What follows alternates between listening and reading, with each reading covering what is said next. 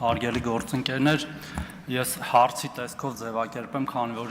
իրավունք չունենք հարց տալու այս փուլում։ Տեսեք, ես ինքս ակնհայտորեն չեմ կարող հավակնել այս ոլորտի մասնագետ կամ նույնիսկ սիրողական մակարդակի գիտելիքներ ունեցող անձի։ Բայց մենք առաջինից երկրորդ ընթերցում երևի բոլոր падգամավորներս, այդ թվում եւ ես, ստացել ենք առնվազն 10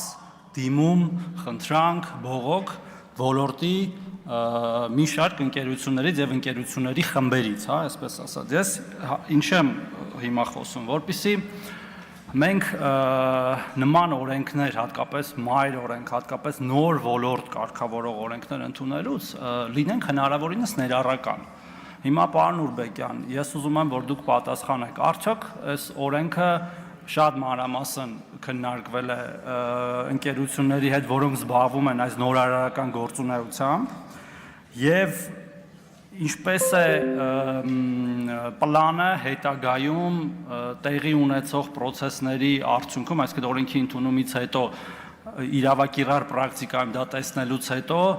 այն փոփոխությունների ենթարկելու պլանը մոտավորապես, որտեղ պարոն Եղոյանն էլ արդարացիորեն նշեց, այդ մրցակից արժույթների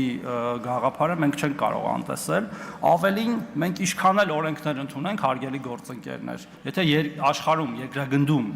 մի process, որը հիմնված է տեխնոլոգիաների վրա, որոնք մենք չենք արգելում, այսինքն IP-ներ չենք փակում, այդ կրիպտո դրամապանակները չենք արգելում, դա այնուամենայնիվ տեղի է ունենալու։ Արդյոք մենք սրանով նաև մեզ հետ չենք գցում